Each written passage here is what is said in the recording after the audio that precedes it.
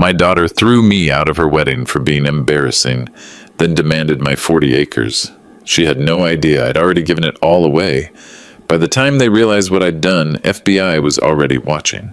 I'm Julian Moore, and for 40 years, I built foundations. Concrete ones, mostly. Houses, office buildings, shopping centers across 3 counties. Started with nothing but calloused hands and immigrant grandfather's work ethic. Built my construction business brick by brick, saved every penny, bought land piece by piece until I owned 40 acres of prime real estate worth $5.2 million. My wife Sarah always said I was building something bigger than buildings. She was right. This story has more foundations than a skyscraper, and every single one is about to shift. If you're listening from a small town where developers circle like vultures, hit subscribe. You'll recognize these players. Drop your city in the comments. I bet you've seen corruption like this in your hometown too. 3 days after Victoria kicked me out of her wedding, she called about the land. The wedding was supposed to be perfect. $95,000 perfect. 200 guests at the Riverside Country Club. Victoria had planned every detail for 18 months, except how to handle her blue-collar father. "Dad, you can't wear that suit," she said, eyeing my navy blue off-the-rack jacket, the one I wore to Sarah's funeral 4 years ago. "Derek's family will be there. His father runs Bennett and Associates law firm." Derek Bennett, 36 years old, real estate developer, drives a silver Porsche, wears shoes that cost more than my monthly grocery bill. Everything I wasn't. "This suit was good enough for your mother's funeral," I said quietly. Victoria's face went cold. "That was different. This is my wedding." The ceremony went smoothly until the reception. I was sitting at table 12, not the family table, mind you, when Derek's father started holding court about property values and development opportunities. Natural conversation for their crowd. "Julian here owns some beautiful acreage," Derek announced to the table. 40 acres just outside town. Perfect for our next project. I felt every eye turn to me. "Not for sale," I said simply. Derek's father, Richard Bennett, leaned forward. "Everything's for sale at the right price, Julian. Smart money's moving into this area." "Smart money can move somewhere else." The table went quiet. Victoria appeared beside me like smoke.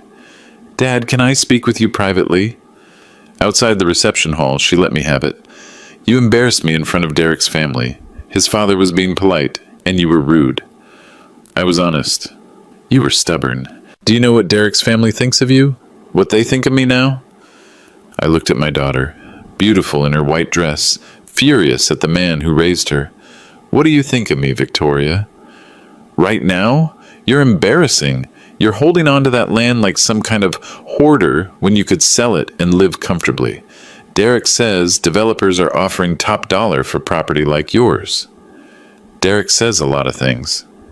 "Get out," she whispered. "Just go home. I'll call you later." I drove home in my 15-year-old pickup truck, past manicured lawns and pristine sidewalks, thinking about foundations. The strong ones stay hidden underground. The weak ones crack under pressure. 3 days later, she called about the land. "Dad, we need to talk about your future." Victoria's voice carried that patronizing tone she'd perfected in her marketing career. I was in my kitchen drinking coffee from Sarah's favorite mug. The house felt too quiet since she passed. 43 years of marriage, and I still turned to tell her things before remembering she wasn't there. "My future's fine, sweetheart." "No, it's not. You're 69 years old, living alone in a house too big for one person, sitting on $5.2 million of land while collecting Social Security. It doesn't make sense." $5.2 million. Derek had done his homework. "I built this place with my own hands," I said. "Your mother and I raised you here. Every board, every nail, every foundation stone." "Dad, Mom's gone. I'm married now. You can't live in the past forever." "Live in the past," as if loving your wife and the home you built together was some kind of disease. "Derek has connections with Magnus Development Corporation," Victoria continued. "They're offering $6.8 million for your property. Cash deal, you could buy a nice condo in town, have money left over to travel, enjoy retirement. Magnus Development. I'd heard that name around town lately. Permits getting approved faster than usual. City council meetings where concerned citizens got 3 minutes to speak while developers got 30. I don't want to travel. I like my house. You like being stubborn. Derek says Magnus has big plans for this area. Casino development, entertainment district, thousands of jobs. You'd be helping the whole community. Casino development. That explained the pressure. Victoria, let me ask you something. When you were little, what did you want to be when you grew up? What does that have to do with anything? Humor your old man, she sighed. I wanted to be a teacher. You know that. And why didn't you? Because teaching doesn't pay enough to live the life I wanted. The life you wanted, or the life Derek wanted? Dad, I'm just trying to understand when my daughter decided money was worth more than everything else. The silence stretched between us like a chasm. When she spoke again, her voice was ice. Derek's coming over tonight.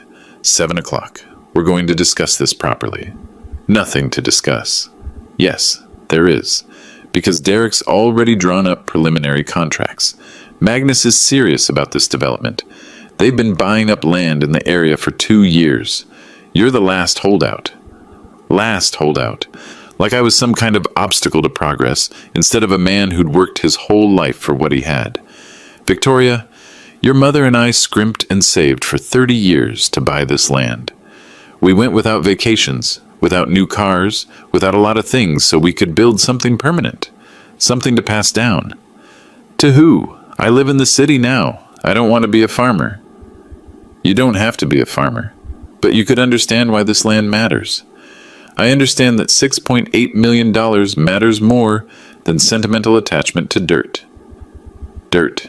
She called it dirt. That night, Derek arrived in his Porsche at exactly 7 o'clock. Punctual, professional, predatory. He wore a $1,000 suit and smiled like a shark. Julian, good to see you again. He shook my hand with the firm grip they teach in business school. I hope we can work something out that benefits everyone. We sat in my living room, the one where Victoria took her first steps, where Sarah read bedtime stories, where I'd planned to spend my final years. Derek spread contracts across my coffee table like he owned the place. Magnus Development has big plans for this area, he said.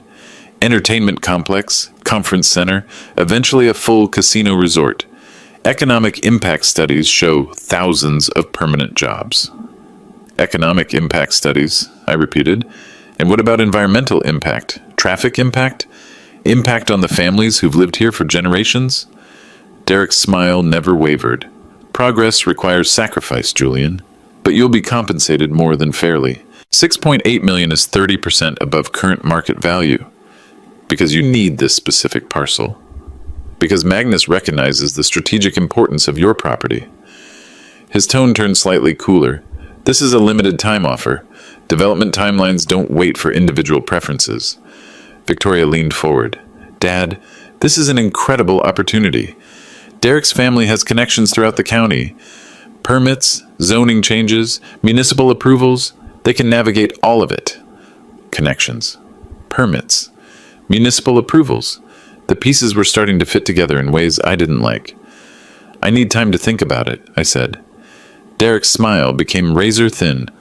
Of course, take the weekend, but understand, Magnus has other options if this property isn't available. They can build around it, cut off access roads, make life difficult for anyone who doesn't participate. After they left, I sat in my empty house thinking about threats disguised as business proposals, about daughters who saw their inheritance as more important than their father's dignity, about foundations and what happens when you build on shifting ground. Derek had made one mistake, though. He assumed I was just another old man who could be bullied into selling. The contracts were already drawn up, but Derek had no idea what was coming. Monday morning, I drove to Tom Richardson's law office. Tom had handled my business contracts for 20 years, helped me navigate every property purchase, every zoning issue, every legal maze that comes with building a construction company from scratch. Julian, he said, looking up from a stack of paperwork, what brings you here? Don't tell me you're finally ready to update that will of yours. Something like that. I handed him Derek's contracts. Take a look at these. Tom's reading glasses slipped down his nose as he studied the documents. After 5 minutes, he whistled low. Julian, this is serious money. 6.8 million for 40 acres? That's premium pricing even for prime development land. Too premium? Maybe. Magnus Development Corporation. I've seen this company name recently. They're filing permits all over the county. Building fast, spending big. He flipped through the pages. These contracts are aggressive. 30-day close, cash deal, waiver of inspection periods. Waiver of what? Environmental studies, geological surveys, municipal impact assessments. Normally, developers want to know what they're buying. Magnus just wants to buy it. What does that tell you? Tom leaned back in his chair. Either they're supremely confident, or they already know something we don't. That afternoon, I did something I hadn't done since Sarah died. I went to the county courthouse. Not for business this time, for research. The clerk, Margaret Kellaway, had been there since before computers. She knew every filing, every permit, every backroom deal in county government. Julian Moore, she said with a smile, haven't seen you since Sarah's estate paperwork. How are you holding up? Getting by. Margaret, I need to look up some corporate filings. Magnus Development Corporation. Magnus again? You're the third person this week asking about them. She pulled out a thick folder. Popular company lately. Who else was asking? Can't say specifically, but one was federal.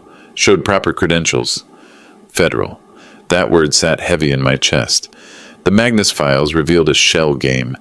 Delaware Incorporation, limited liability structure, beneficial ownership buried behind layers of other companies.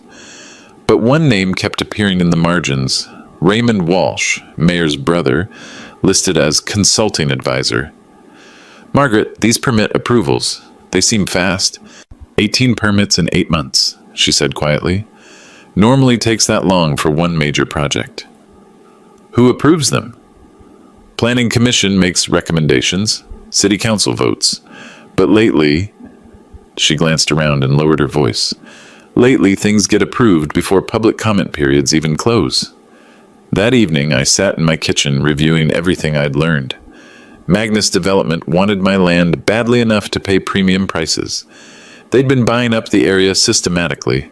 Their permits sailed through municipal approval with suspicious speed. The mayor's brother was involved, and someone federal was asking questions. I made 2 phone calls that night. First to Tom Richardson. Tom, I want to explore charitable donation options for my property. Charitable donation? Julian, you're talking about giving away $5.2 million. I'm talking about giving away my land to someone who will protect it. What kind of charity did you have in mind? Education. Maybe the school district. They're always complaining about budget cuts, overcrowded facilities. 40 acres could house a new high school, sports complex, whatever the community needs. Julian, are you sure about this? Victoria is your only heir. She won't be happy. Victoria made her feelings clear at her wedding. The second call was to Margaret Kellaway at home. Margaret, you mentioned someone federal asking about Magnus. Can you tell me anything else? A long pause. Julian, I probably shouldn't, but I like you. And I loved Sarah. That federal person left a business card in case anyone else had concerns about unusual permit activity. What kind of concerns? The kind that involved the FBI Public Corruption Unit. An FBI business card fell out of the Magnus file the next day. Agent Patricia Morse looked exactly like Central Casting would order for FBI. Sharp suit, sharper eyes, handshake that meant business. We met at a diner 20 miles outside town where nobody would recognize either of us. Mr. Moore, Margaret Kellaway said you had questions about Magnus Development. I have questions about why they want my land so badly they're offering 30% above market value. What else do you know about Magnus? Delaware Shell Company, permits approved faster than Christmas morning, mayor's brother on the payroll. I stirred sugar into coffee I didn't want. And now the FBI is asking questions. Agent Morse nodded slowly. We've been investigating municipal corruption in several counties. Magnus Development keeps appearing in our files. What kind of corruption? The kind where casino gambling permits get approved before applications are officially filed. The kind where environmental impact studies get waived for projects that should trigger federal oversight. The kind where property assessments mysteriously drop for developers' friends and rise for anyone who won't sell. My coffee went cold while she explained how corruption works in small towns. Not briefcases full of cash anymore, too obvious. Instead, consulting contracts for relatives, campaign contributions from shell companies, permits that should take months, getting approved in days. Magnus has been assembling land for 2 years, Agent Morse continued. Your 40 acres completes their casino resort footprint. Without it, the whole project falls apart. Good. Mr. Moore, we'd like your help. What kind of help? The kind where you wear a wire and get Magnus representatives to discuss their municipal connections on tape. I thought about Victoria calling me embarrassing, about Derek's threats disguised as business opportunities, about Sarah, who always said the difference between right and wrong gets clearer as you get older, not hazier. What would that involve? Controlled meetings, FBI equipment, constitutional one-party consent recording, completely legal in this state. You'd be helping us build a federal case against a corruption ring that's been stealing from your community for years. And if they find out? These people destroy communities, Mr. Moore, but they're not violent criminals. They use lawyers and lobbyists, not enforcers. That afternoon, I drove to the school district offices. Superintendent Margaret Patterson had been fighting budget cuts for a decade, holding bake sales to buy textbooks, watching class sizes grow while resources shrank. Mr. Moore, what can I do for you? I want to donate 40 acres to the school district, she blinked. I'm sorry? 40 acres of land, valued at $5.2 million, for education, new high school, sports complex, whatever the community needs most. Mr. Moore, that's extraordinarily generous. But are you certain? That's a substantial gift. I'm certain. What would I need to do? Well, there are procedures, appraisals, environmental assessments, legal documentation. An irrevocable charitable trust would protect the donation from any future challenges. Irrevocable, meaning once done, it couldn't be undone, even by angry daughters or corrupt developers. How long would that take? With proper legal counsel, 2 weeks, maybe 3. Let's start tomorrow. That evening, Victoria called. Dad, Derek says Magnus is getting impatient. They need an answer by Friday. They'll have one. Good. I knew you'd come around. $6.8 million is life-changing money. It certainly is. Derek's already talking about investment opportunities, maybe a winter home in Florida. You could visit us, spend time with future grandchildren. Future grandchildren. The carrot after the stick. Victoria, can I ask you something? When Derek talks about these investment opportunities, does he ever mention exactly how Magnus got their permits approved so quickly? What kind of question is that? The kind a man asks when he's thinking about who to trust with his legacy. Dad, you're being paranoid. Derek's family has connections. That's how business works. It's not corruption, it's networking. And what's the difference? The difference is Derek's helping you get more money for your land than you ever dreamed of. The difference is I'm trying to help you have a comfortable retirement instead of rotting away in that house alone. Rotting away, like staying loyal to your dead wife's memory was some kind of disease. Victoria, I've made my decision about the land. Good. I'll tell Derek you're ready to sign. No, sweetheart. I'm ready to give it away. The silence on the phone stretched so long I wondered if she'd hung up. Give it away to who? The school district. 40 acres for a new high school sports complex, maybe a community center. Something permanent that helps kids instead of lining developers' pockets. You can't be serious. Dead serious. Tom Richardson is handling the paperwork. Irrevocable charitable trust. Fully legal. Completely permanent. Dad, you can't give away my inheritance. Your inheritance, Victoria? I thought this was about helping me have a comfortable retirement. That's not what I meant. It's exactly what you meant. And that's exactly why I'm giving it away. Victoria's lawyer was already calling the next morning. Mr. Moore, this is David Castellanos, legal counsel for Victoria Moore Bennett. I understand you're planning some unusual financial arrangements. Victoria had lawyered up overnight. Corporate attorney, downtown firm, hourly rate that probably exceeded my monthly pension. Nothing unusual about donating to education, I said. A $5.2 million donation raises certain questions about mental capacity, undue influence, financial exploitation of elderly persons. Elderly persons, like I was some confused old man who couldn't manage his own affairs. Mr. Castellanos, I built a successful construction business for 40 years, paid taxes on time, never bounced a check, maintained perfect credit. What part of that suggests mental incapacity? Giving away generational wealth despite your only daughter suggests questionable judgment at minimum. Giving away generational wealth to prevent corrupt developers from destroying my community suggests exactly the opposite. I hung up and called Tom Richardson.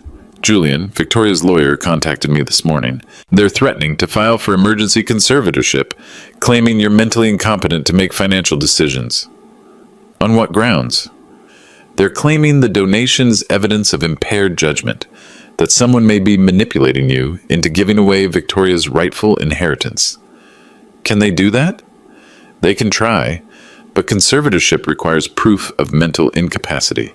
Your construction business records, tax filings, property management history all demonstrate clear competence. Plus, charitable donations aren't evidence of incompetence. They're evidence of personal values. How fast can we complete the donation? With expedited processing, 1 week, maybe 10 days. Do it. Wednesday afternoon, Derek arrived unannounced. No Porsche this time. A black Mercedes SUV with tinted windows. He brought backup. 2 men in expensive suits who looked like they'd never worked with their hands a day in their lives. Julian, we need to talk. About what? About the serious mistake you're making. Derek's smile was gone. Magnus Development has invested significant resources in this project. They've assembled the surrounding properties, obtained preliminary permits, made commitments to investors. Sounds like their problem. It becomes your problem when you interfere with a legitimate business enterprise. The 2 men flanked Derek like bookends, silent, watching, measuring. Derek, are you threatening me? I'm explaining reality. This casino project is happening with or without your cooperation. Magnus has other options. They can build around your property, cut off access roads, make life very difficult for anyone who doesn't participate in community progress. Community progress? Is that what we're calling corruption now? Derek's face darkened. You need to be very careful about making accusations you can't prove. I'm not making accusations. I'm stating facts. Magnus Development is a Delaware shell company with murky ownership. Your permits got approved faster than building permits for garden sheds. The mayor's brother, Raymond Walsh, is collecting consulting fees from companies that don't exist. You've been busy. I've been paying attention. One of Derek's companions spoke for the first time. Mr. Moore, you should understand that certain business arrangements have already been finalized, contracts signed, money committed, legal obligations created. Disrupting those arrangements could have serious consequences. What kind of consequences? The kind that involve federal regulations, tax investigations, environmental compliance issues. Amazing how many problems can surface when someone isn't cooperative. They were threatening me with the same government agencies that were already investigating them. The irony would have been funny if it weren't so arrogant. Gentlemen, I think we're done here. Derek stood up slowly. Julian, think carefully about what you're doing. Victoria is your only family. Don't destroy that relationship over misguided principles. My principles aren't misguided. Your business model is. After they left, I called Agent Morse. They just threatened me, I said. Direct threats? Wrapped in business language, but clear enough. They mentioned federal investigations, tax problems, environmental issues, basically every agency that could make my life difficult. Did you record the conversation? No, but I can arrange for that next time. There's going to be a next time? I'm going to call Derek tomorrow. Tell him I want to negotiate. Set up a meeting where we can discuss the sale properly. Mr. Moore, that could be dangerous. Agent Morse, these people think I'm a stubborn old man they can bully into submission. They have no idea what they're actually dealing with. Thursday morning, I made the call. Derek, it's Julian Moore. I've been thinking about our conversation yesterday. I'm glad you're being reasonable. Maybe we can work something out. But I need to understand the full scope of Magnus's plans. If I'm selling my family land, I want to know exactly what's happening to it. Of course, that's completely understandable. Can we meet tomorrow, somewhere private, where we can discuss details without interruption? Absolutely. My office, 2 o'clock? Perfect. Agent Morse met me that evening to explain the FBI recording equipment. Smaller than a pack of cigarettes, completely undetectable, broadcast quality audio that would hold up in federal court. Mr. Moore, once you're wearing this device, you become a federal informant in an active investigation. Are you prepared for that responsibility? I thought about Sarah, who always said doing right isn't the same as doing easy. About Victoria, who'd chosen money over family. About my community, being carved up by criminals who wore suits instead of masks. I've been preparing for it my whole life. Then tomorrow we find out exactly how deep this corruption goes. Derek had no idea what was coming. Derek's office occupied half the top floor of the Bennett building downtown.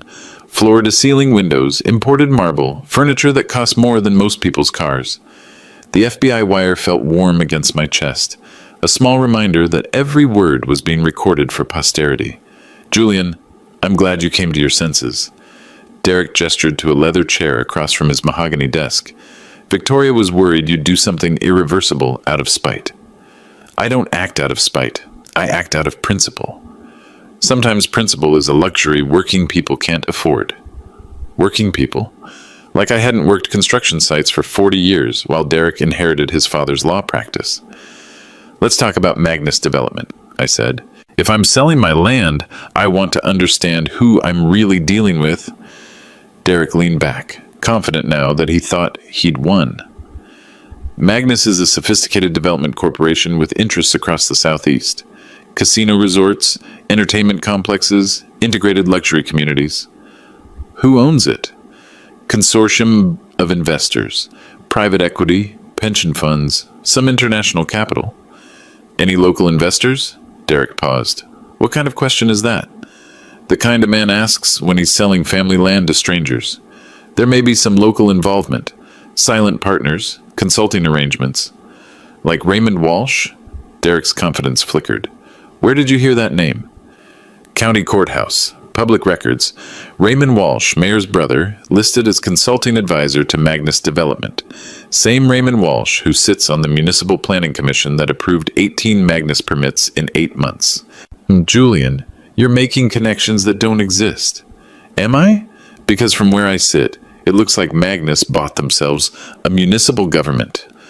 Derek stood up and walked to the window, hands clasped behind his back. Classic power move, meant to intimidate. Julian, let me explain how business works in the real world. Companies hire local consultants who understand regional markets, regulatory environments, community concerns.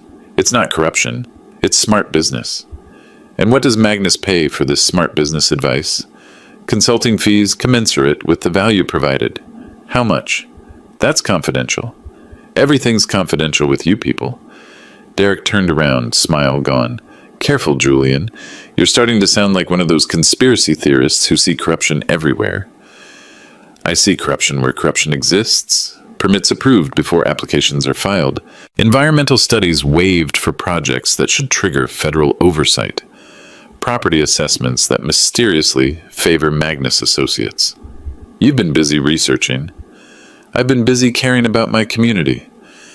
Derek walked back to his desk, opened a drawer, pulled out a thick folder. Julian, let me show you what Magnus is really offering.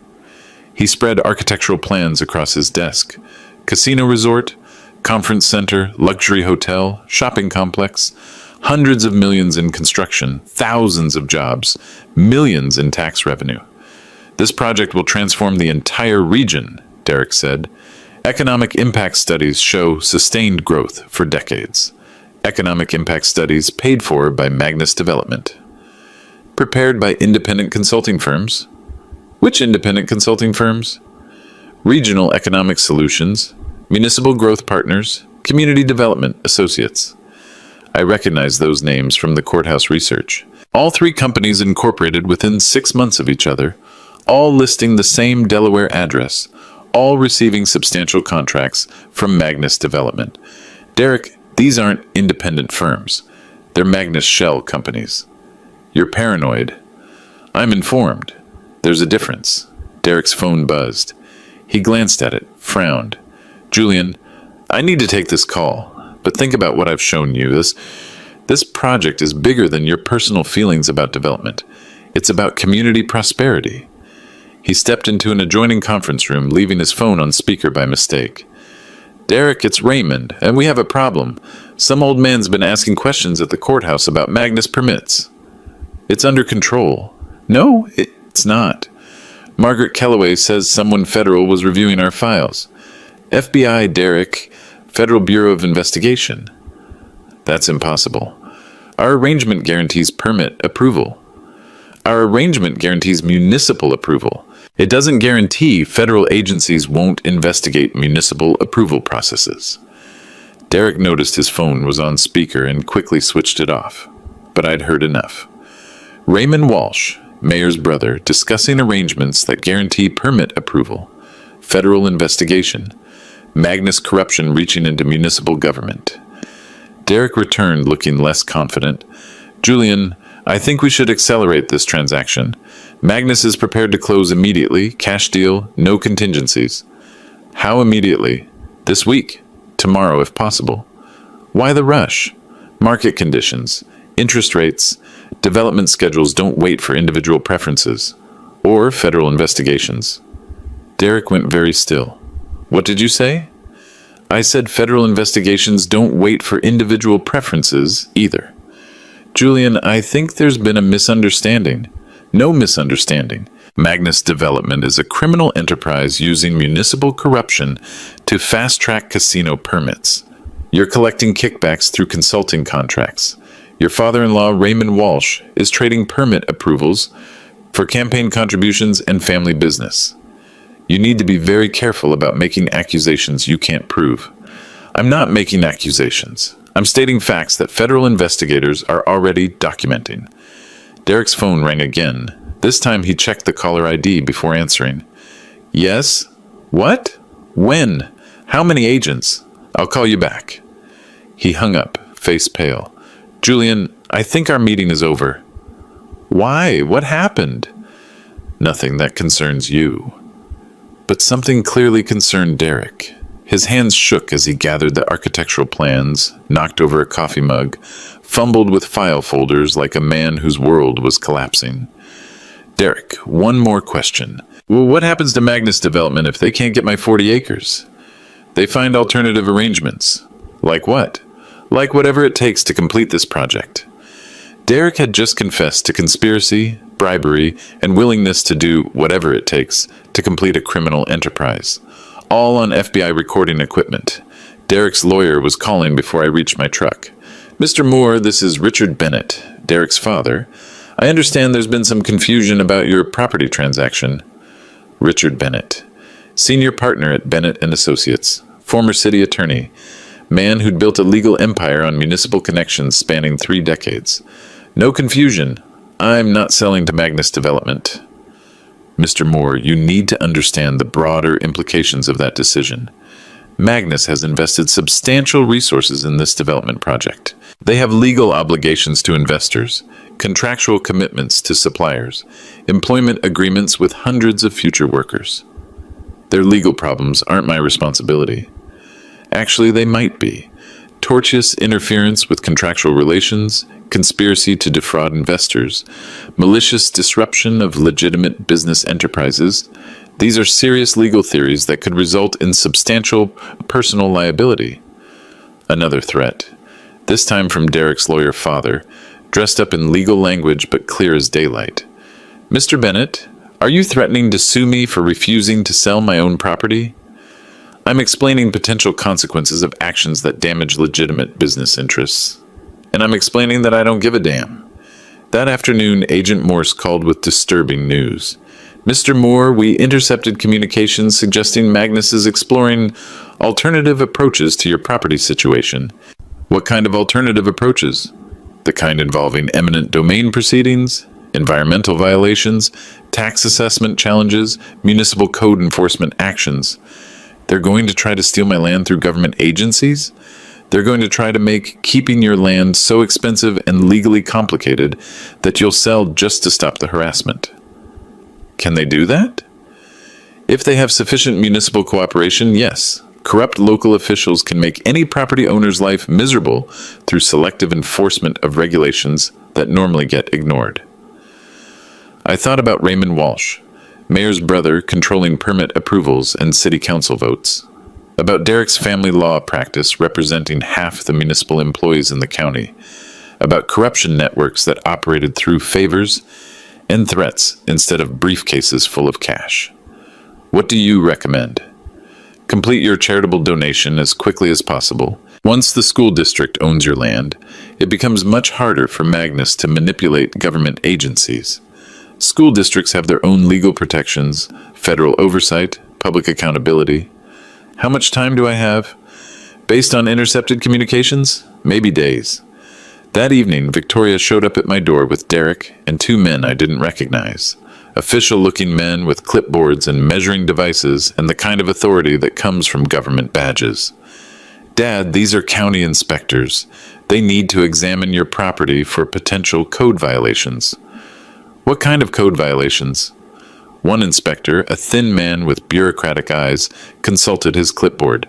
Septic system compliance, well water contamination, electrical safety, structural integrity, fire safety compliance, zoning violations. Zoning violations? I've lived here for 30 years. Zoning classifications can change, Mr. Moore. Property usage that was legal yesterday might not be legal today. Derek stepped forward. Julian, this is exactly what I tried to warn you about. When you're not cooperative with development projects, municipal agencies start paying closer attention to irregularities. What irregularities? Your workshop behind the house. Is it properly permitted? Your gravel driveway. Does it meet current runoff regulations? Your property line fence. Is it precisely on the surveyed boundary? They were going to nickel and dime me into submission. Find violations that existed on half the properties in the county, but only enforce them against the one man who wouldn't cooperate with their casino scheme. Gentlemen, I need to make some phone calls. After they left, I called Tom Richardson. Julian, they can't just manufacture code violations. They don't need to manufacture them. Every property in America probably violates some municipal code that nobody enforces until they want to enforce it.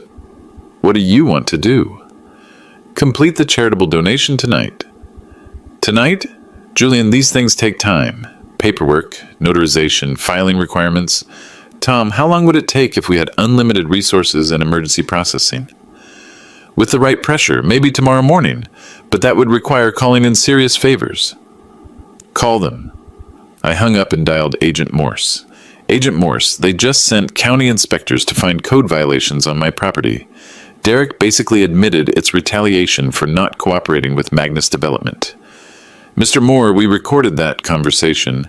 Derek's statement about municipal agencies paying closer attention when people aren't cooperative with development projects. That's evidence of conspiracy to abuse government authority. What happens now? Now we accelerate our timeline. How soon can you complete your property donation? Tomorrow morning, if everything goes right. Then tomorrow morning, Magnus Development learns what happens when they threaten federal informants.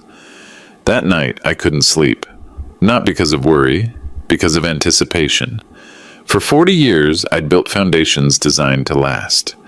Tomorrow, I'd find out if the foundation of American justice was strong enough to support an old contractor taking on municipal corruption.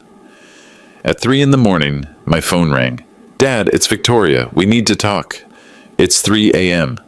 I know what time it is. Derek's been arrested. My blood went cold. Arrested for what? Federal agents came to our house 2 hours ago. Conspiracy, bribery, racketeering, wire fraud. Dad, what did you do? I didn't do anything. Derek did it to himself. The FBI agents said they have recordings, conversations, meetings, phone calls. They know about Magnus Development, about Raymond Walsh, about permit approvals. Good. Good? Dad, Derek could go to prison. Our lives are destroyed. The wedding, the house, everything we planned. It's all gone. Victoria, Derek was stealing from the community we live in. He was bribing officials, manipulating permits, defrauding investors. Did you think that was going to end well? I thought you were just being stubborn about selling land. I was protecting our community from criminals who wear expensive suits. Dad, please. Can't you fix this somehow? Talk to the FBI, tell them Derek was just doing business normally? Victoria, I can't fix this because I didn't break it. Derek broke it when he chose crime over honest work. The silence stretched between us like a chasm. I'll never forgive you for this, she whispered. That's your choice, sweetheart. But 20 years from now, when you're explaining to your children why their father went to prison, remember, he had every opportunity to do the right thing. She hung up without saying goodbye. At 6 a.m., Tom Richardson called with news that would change everything. Julian, the donation paperwork is ready. Margaret Kellaway from the school district is meeting us at the courthouse when it opens at 8 a.m. Any problems? None. Clean title, environmental assessments completed, appraisal confirmed at $5.2 million.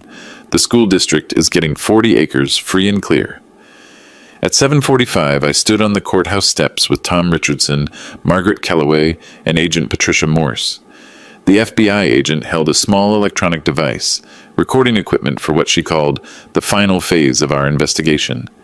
Mr. Moore, Magnus Development doesn't know about your donation yet. We're hoping they'll make one last attempt to pressure you, and when they do, you'll have them on tape attempting to interfere with a completed legal transaction. Exactly.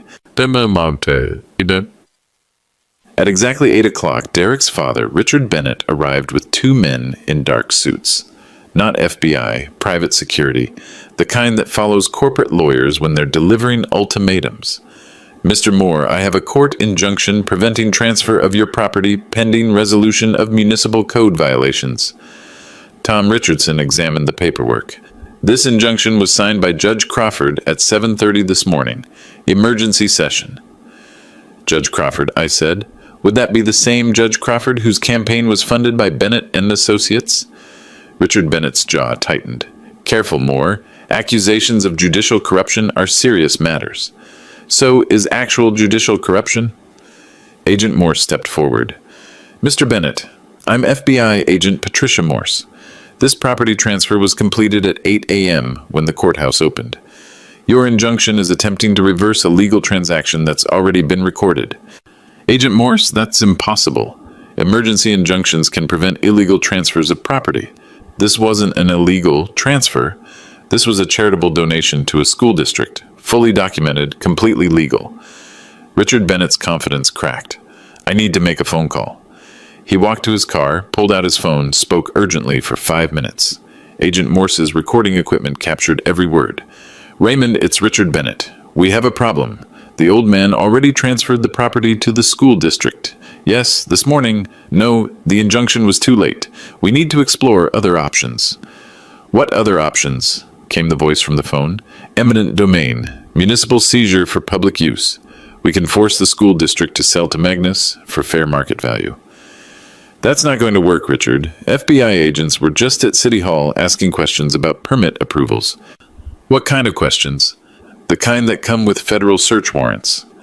Richard Bennett noticed Agent Morse approaching and quickly ended the call. Mr. Bennett, she said, that phone conversation was very interesting. I don't know what you mean.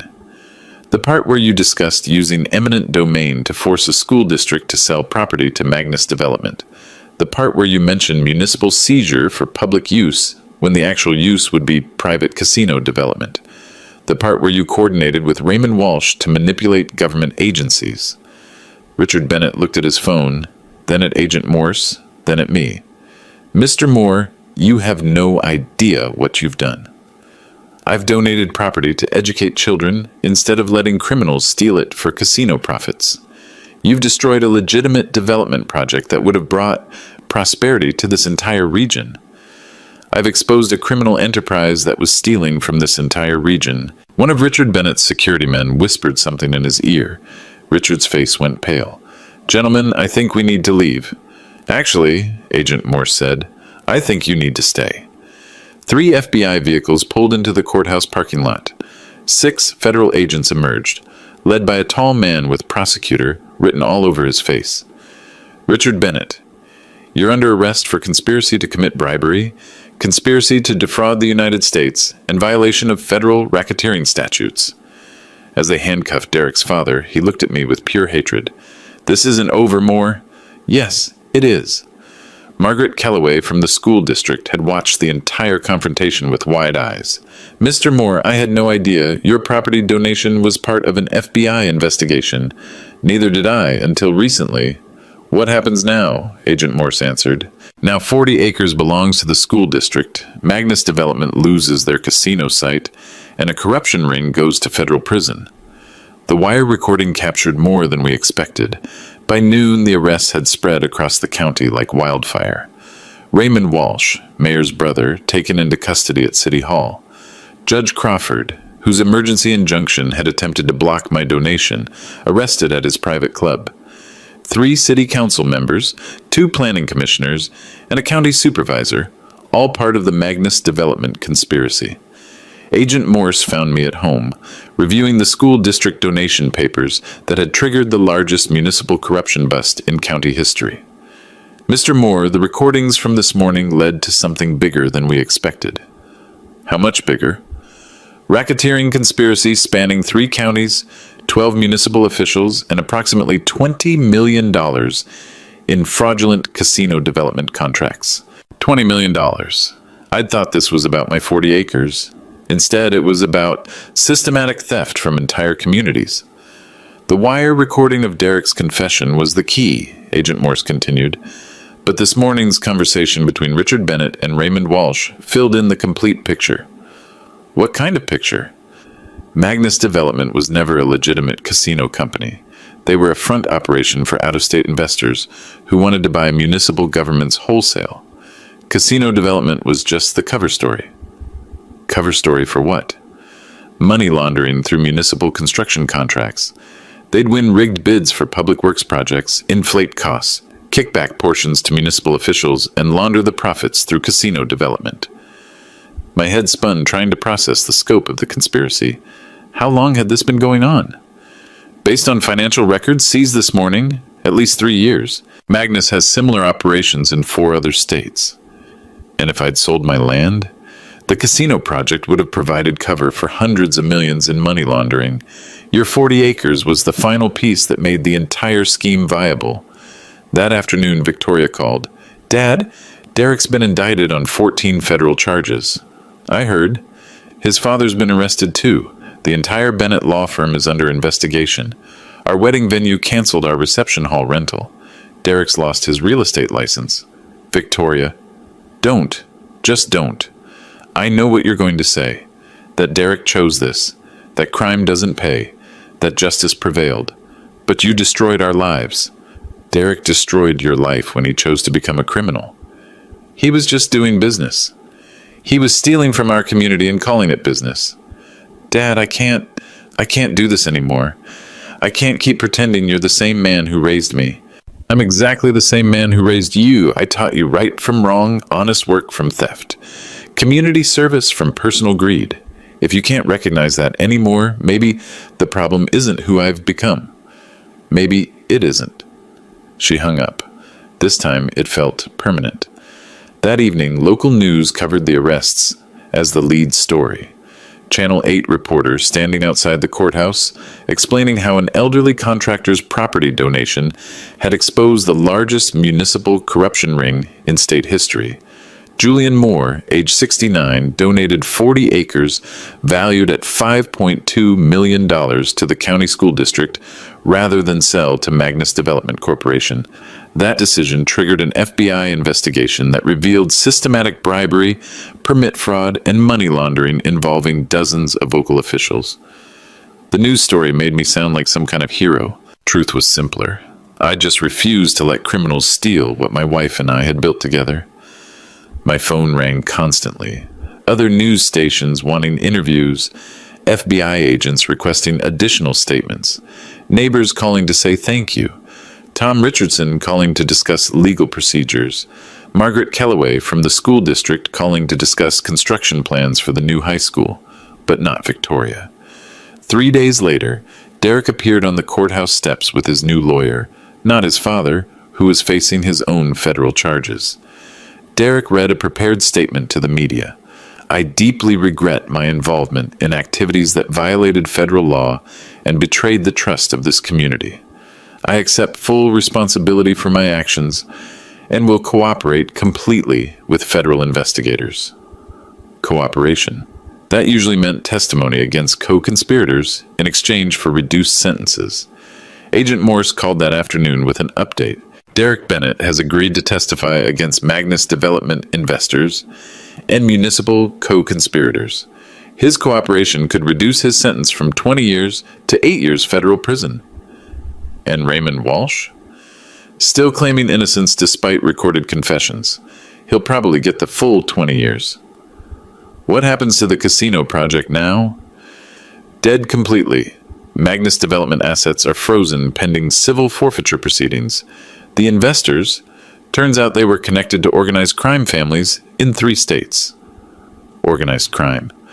I'd thought this was about local corruption, small-town greed, developers cutting corners for profit.